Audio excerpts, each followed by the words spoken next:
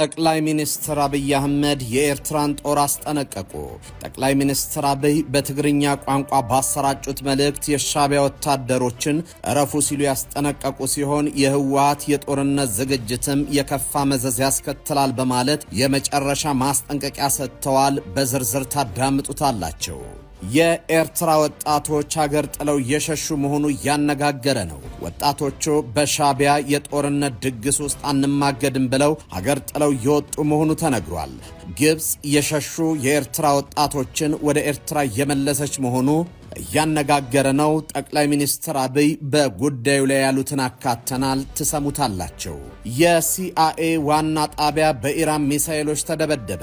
ኢራን የከፋ የበቀል ጥቃት እየፈጸመች ሲሆን የሲኦል በሮች ተከፍተዋል ስትል ዝታለች። በሌላ በኩል የኢራን ግዙፉ የኒውክሌር ማከማቻ ጣቢያ መመታቱ ተሰምቷል።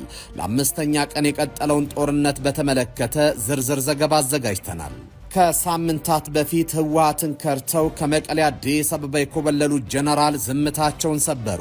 ጀነራሉ በትግራይ የሻዕቢያን እንቅስቃሴ በሚመለከት አሁናዊ ዝርዝር መረጃ ይፋ አድርገዋል። ሻዕቢያ የትግራይ ዋና ጠላት ነው ያሉ ሲሆን የኤርትራ ጦር በቅርቡ ስለተቆጣጠራቸው አዳዲስ ግዛቶችን በስም በመጥቀስ አስቀምጠዋል።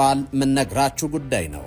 እስራኤል ቀጣዩን የኢራን መንፈሳዊ መሪ አያቶላን ለመምረጥ ድምፅ እየቆጠሩ የነበሩ በርካታ የኢራን ባለስልጣናትን መግደሏን እንደምታምን የፎክስ ኒውስ ዘግቧል።